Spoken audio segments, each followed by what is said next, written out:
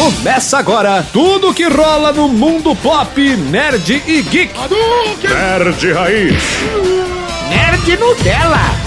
Bem-vindo, Nerd Pins Rights Progress e Nerd WandaVision, começando mais um Nerd Raiz, Nerd Nutella, Mike Prado. Olá, Fábio Nariz, e explicando Raiz e Nutella de hoje, Pins Rights Progress é nada mais, nada menos do que a primeira sitcom da história. Olha! E o WandaVision, claro, é mais recente, né? Por mais que não seja exatamente uma sitcom.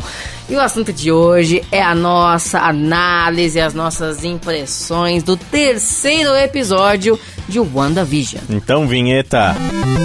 Nerd Raiz. Nerd Nutella.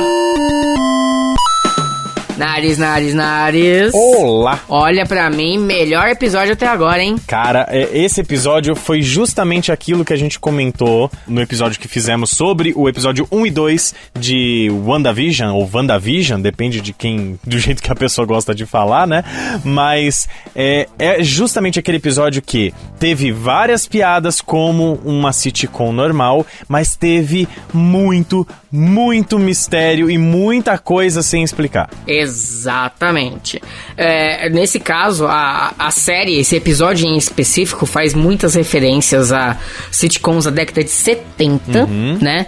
No visual, no estilo de abertura que eles fizeram. Eu até vi um vídeo que ele explica quais foram as influências, né, das sitcoms utilizadas.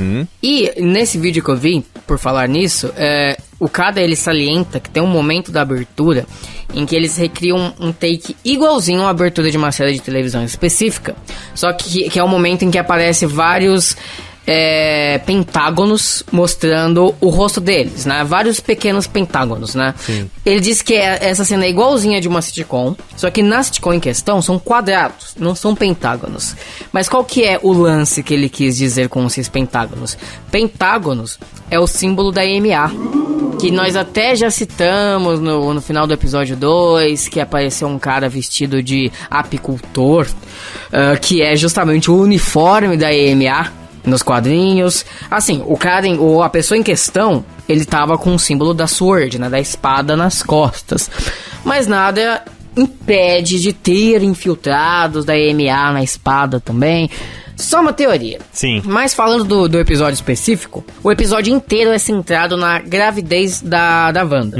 E é muito engraçado porque é uma gravidez acelerada. E os personagens, não é como se eles não percebessem isso. Os personagens percebem que algo tá errado, porque a barriga dela tá crescendo muito rápido.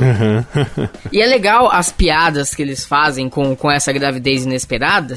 E eu gostei, né, que eles realmente nomearam, né, os filhos de Billy e Tommy, que são os nomes dos personagens dos quadrinhos. Gostei muito. E olha, eu sei que muita gente adora um preto e branco, acha o preto e branco estiloso, mas eu sempre preferi a cor. E pra mim, só de ser colorido esse episódio já fez toda a diferença, porque eu gosto de cores, ainda mais neste mundo que a Wanda criou, nesse mundo da Marvel, que é sempre muito colorido. E é engraçado como que eles destacam muito a cor vermelha, né? Parece que o vermelho é a cor que faz a Wanda ter um contato com a realidade. Lembrando que no episódio 2 apareceu aquele helicóptero de brinquedo com a marca da espada que era da cor vermelha. Sim. No comercial, eu acho que do episódio 1, que mostra a torradeira dos Stark, mostra uma luz vermelha piscando. Eu só reparei isso depois. Então é como se o vermelho fosse o símbolo da realidade, né? É o que dá o clique pra Wanda ter esses lapsos de realidade. Lógico que esse episódio inteiro é colorido, então ficou menos evidente isso. Sim, mas esse episódio, ele trouxe um elemento que nos anteriores, por mais que tinha a estranheza, não tinha a confirmação, que é o quê? Os personagens saberem que eles estão, de fato, vivendo uma realidade que não existe. Exatamente, isso que eu ia dizer. Parece que a influência da Wanda nos personagens é mais forte quando ela está com eles. É como se a presença dela os influenciassem a agir como se eles estivessem dentro de uma sitcom. Mas quando eles estão longe dela, essa influência dá uma diminuída. E eles começam a ter, não digo lapsos, né? Eles reconhecem que eles estão presos naquele local. E mais pro final do episódio, a gente vê o domo que ela criou, né? Na verdade é um domo invisível, mas a gente vê que é realmente uma bolha que ela fez. E eu acho que ela se apossou de uma cidade inteira, né? Todos os habitantes que estão lá são os habitantes da cidade que ela, abre aspas, sequestrou, né? Para criar a sua realidade. Sim, é essa a impressão que eu tive. E eu achei até engraçado que parecia meio que uma iluminação de campo de futebol, né? Tem uns holofotes gigantes, assim, meio que em volta. Daí não dá pra entender se aquilo foi colocado pela galera de fora ou se é como se fosse a iluminação do seriado da Wanda, sabe?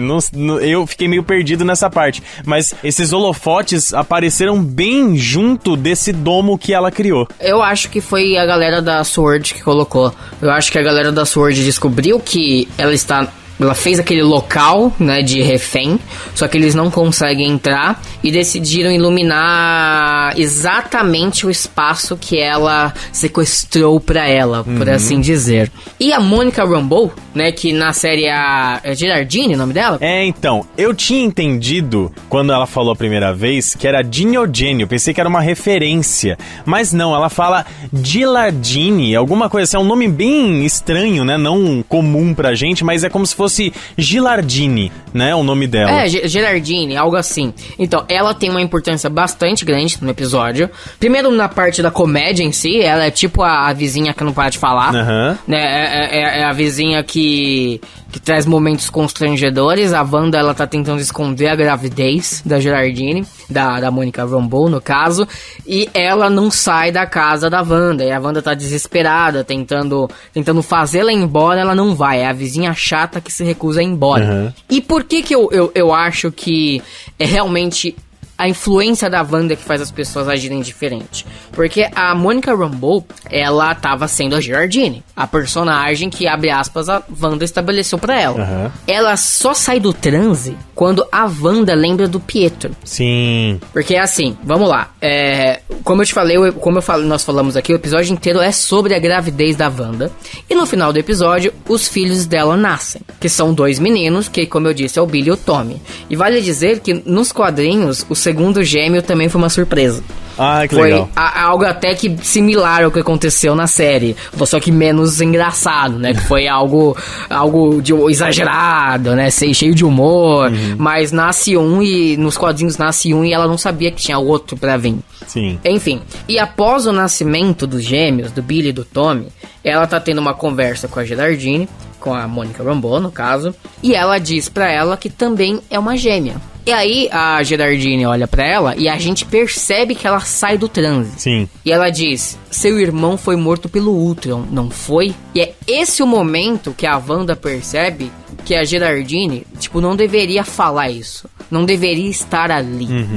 E é quando ela expulsa a Gerardine, né, a Monica Rambeau, da realidade. Só pra recapitular um pouquinho antes, já tinha ocorrido um momento estranho antes desse daí, que foi quando o Visão, no comecinho, começa a questionar esse fato da barriga dela tá crescendo muito rápido e fala assim, olha, eu acho que tem alguma coisa estranha acontecendo aqui. E a Wanda, né, ela faz exatamente o que ela fez nos outros episódios. Ela, tem um corte e ele volta a cena, daí na volta da cena ele faz todo o mesmo o andar, né, e sentar ao lado dela, só que com uma frase totalmente diferente. E quando ele vai pra fora da casa dele e vê os vizinhos, né, os vizinhos estão cochichando, né, meio que discutindo, será que a gente fala, será que a gente não fala, tal, e o Visão vai tentar questionar os vizinhos sobre o que tá acontecendo. E eles ficam meio receosos, desconversam, né, como se nada tivesse acontecido, e continua aquele ar de não, tá tudo bem, tá tudo certo, não sei o que, meio que assim, não conta pra ele, porque ele também tá nesse transe, entendeu? Exatamente. Mas eu achei muito interessante saber que, na verdade, os personagens que estão nesse mundo da Wanda, na verdade, são reféns. E eu ainda tô muito curioso em relação a essa Agnes. Eu tava vendo umas análises, Nariz. Se você notar, desde o primeiro episódio, ela usa um colar. Não um colar ou um broche. A Agnes, tô falando da Agnes. Tá. E esse colar tem 3 mulheres. Se você olhar de perto, você vai ver que tem 3 mulheres. Nesse episódio colorido, deixa mais claro. Tem muita gente dizendo que existe na mitologia nórdica 3 bruxas específicas que são conhecidas por mostrar o futuro, sabe? Por trazer visões pra cabeça das pessoas. E numa cena excluída do Vingadores Era de Ultron, que essa cena ela tá no filme, só que é menor no filme, tem um momento que o Thor, ele vai tipo pra um lago, por assim dizer. Né? Pra um poço, exato. Ele diz que naquele poço ele vai conseguir ter acesso a justamente 3 bruxas da mitologia nórdica, que eu esqueci o nome delas agora. Ele iria conseguir ter acesso a elas e descobrir o que estava acontecendo. Ele ia ter uma visão. Sim. E estão achando que, como todo mundo já desconfia há algum tempo que a Agnes é a Agatha Harkness, que talvez eles adaptem a origem dela para ela ser uma dessas 3 bruxas da mitologia nórdica. Porque ela já pertence a um dos 9 mundos. Mitologia nórdica e os 9 mundos já foi introduzida no universo cinematográfico da Marvel. E que esse colar pode ser isso. Pode ser o indício de que ela realmente é uma bruxa. Só que uma bruxa, repito, da mitologia nórdica, de um desses 9 mundos do Thor. O que já traz ligação com a Era de Ultron, que foi o filme na qual a Wanda e o Visão apareceram pela primeira vez. Sim. Entendeu? Então, tá no ar. Até o momento, a Agnes é apenas uma vítima, né? Apenas uma vítima. Não sei dizer se isso é uma teoria furada ou não, mas eu achei bastante interessante. Legal. E, Nariz, pra mim esse episódio deixou claro uma coisa. Que agora, a partir do 4º episódio, o mundo externo vai ser tão importante quanto a realidade da Wanda. Sim. Eu acho que a gente vai ver mais momentos da SWORD, a gente vai entender melhor esses mistérios, né, que a série está nos mostrando, né? Estabelecer de fato o que aconteceu, o que a Wanda fez, se é que foi a Wanda, de repente ela foi influenciada por um fator externo. Tem muita gente acreditando que o foco do vilão da série, seja lá quem for esse vilão, é na verdade nos filhos da Wanda, que ele quer os dois, ele não quer a Wanda. Entendi. O que é algo que condiz com os quadrinhos, que nos quadrinhos o Mephisto, ele é um dos responsáveis pela criação dos filhos da Wanda. Ele precisava de basicamente, digamos, 2, abre aspas, vasos para pôr 2 almas. Ele viu uma oportunidade de fazer isso com o Billy e o Tommy, já que eles não são bebês de verdade. E depois o Mephisto proclama as almas de volta, e é quando o Billy e o Tommy desaparecem. E depois as mesmas almas reencarnam em 2 outras crianças no mundo, né? E essas crianças nascem com superpoderes. Eu acho que essa brisa não vai ter. Muita gente acredita que o Mephisto vai estar na série. Eu acho que não. Eu vou ser honesto, eu acho que não. Eu acho que não faz sentido o Mephisto estar na série. Mas o que faz sentido pra mim é ter alguém por trás querendo os bebês. Sim, mas olha, eu vou trazer uma outra observação aqui. O nome do Mephisto foi citado também no trailer do Loki, né? Tem referência a ele. Então, você tá dizendo de um quadro que aparece um diabo, né? No trailer do Loki. Assim, não sei dizer se é um Mephisto, mas faz sentido. Por quê? No próprio WandaVision, no episódio 1 ou no episódio 2, não tenho certeza, tem um determinado momento que eles falam do diabo. Sim. Aí a Agnes, ela diz, o diabo está nos detalhes. Olha aí. E essa frase deixou muita gente ouriçada, por assim dizer. Repito, o diabo está nos detalhes. Mas, por que eu acho que não faz sentido ser o Mephisto? Que é porque ele não foi introduzido até agora. Sabe o que eu acho que faria sentido? Se a Agnes se provar ser a Agatha Harkness, que, repito, nos quadrinhos é a pessoa que criou a Wanda, não seria interessante ela querer ter os filhos da Wanda pra ela? Eita porra. Pode ser, também faz sentido. Entendeu? Por mais que a Agnes, caso ela seja a Agatha Harkness de verdade, seja mais nova que a personagem nos quadrinhos, ela ainda é mais velha que a Wanda. Porque a atriz Elizabeth Olsen tem 31 anos de idade, e a atriz que faz a Agnes, que é a Kathleen Hamm, tem 47. Então dá pra elas serem, digamos, nem que sejam irmãs de criação. Pode não ser uma relação mãe e filha, mas pode ser uma relação irmã e irmã. Sim, isso faz sentido. Entendeu? Também. E de repente, Imagina ela vendo a ascensão da Wanda, olhando de fora. A Wanda que não tinha nada igual a ela e de repente se torna uma vingadora, sabe? Bate aquela invejinha. Isso. E se ela for uma bruxa de verdade, igual ela é nos quadrinhos, talvez ela fosse querer tirar algo da Wanda. E nada mais justo que tirar os filhos dela. Sim. Eu acho que dá pra... Eu acho que dá pra manter, repito, essa trama do Mephisto retirar, roubar os filhos da Wanda pra ele, só que adaptar pra Agatha Harkness. Eu acho que faz mais sentido ser assim. E dar mais valor à personagem. Sim, trazer uma importância, né? Exatamente. De qualquer forma, estou muito curioso. E, Nariz, eu vou ser honesto. Eu acho que todo esse papo do Pietro que ela teve com a Monica Rambeau dá indícios, sim, que o Mercúrio vai aparecer no seriado. Ainda mais porque, né, o dublador mexicano do Evan Peters, que é o Mercúrio da Fox, não o Mercúrio do MCU, já meio que deu uma entregada que ele vai dublar o Mercúrio em WandaVision. Isso dá mais indícios de que ele aparecerá. Ou eles aparecerão, né? Isso, exatamente. Eles aparecerão. Eu acho que assim, se eles colocarem o Evan Peters direto, vai ser um desrespeito com o Mercúrio do MCU. Sim. Não faz sentido algum. Eu acho que o que eles podem fazer, já se realmente a Wanda acaba abrindo o multiverso, fazer uma brincadeira. Talvez ela esteja procurando, já que o Mercúrio morreu, eu penso dessa forma, já que o Mercúrio morreu, talvez a Wanda não tenha o poder de ressuscitar os mortos. O Visão ainda é fácil, porque o Visão é um sintozoide. Mas uma pessoa que morreu há alguns anos é mais difícil. O corpo decompõe, etc. E se, na tentativa de trazer o Pietro de volta, ela estivesse procurando por versões do Pietro no multiverso? Não, eu acho sensacional. E outra, eles podem fazer piada com isso, sabe? Tipo, ela... será que é esse aqui? Meio que, tipo, escolhendo, sabe? Dá pra fazer um monte de piadinha bem interessantes em relação a isso. Até porque esse é o tom da série. Então, eu acho que dá, sim, pra fazer várias piadas. Não precisa ser uma participação longa, mas só uma aparição do cara, entendeu? Fazendo algum comentário em um episódio. Já é o suficiente. Dá pra usar o formato de sitcom pra fazer essa piada. Por exemplo, digamos que ela consiga colocar, que eles consigam trazer o Aaron Taylor Johnson, que é o Mercúrio original do MCU, de volta.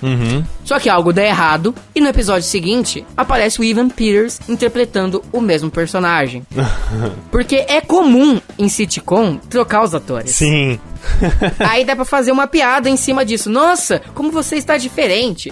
Aí, tipo, eu odeio quando troca o elenco da série, sabe? Esse tipo de coisa. Sim. E aí, no final de tudo, que eles explicam por que o ator tá diferente, quem é ele, de onde ele veio. Eles dão os detalhes da onde essa versão diferente do Mercúrio de fato pipocou, né? Da onde ela apareceu. Então é isso, Nariz. Esses foram nossos comentários do terceiro episódio de WandaVision. Cada vez mais interessante, cada vez mais instigante e misterioso. Espero que no quarto episódio eles revelem ainda mais coisas deste mundo que a Wanda criou. Muito bem. Bom, depois de toda essa análise, então, do terceiro episódio de WandaVision, a gente traz as manchetes do dia. O terceiro filme da franquia Jurassic World, batizado de Jurassic World Dominion, fará menção ao anime da Netflix Acampamento Jurássico. Para quem não sabe, a Netflix produziu um anime dentro do universo de Jurassic World, mas até o momento não se sabia se ele era canônico ou não.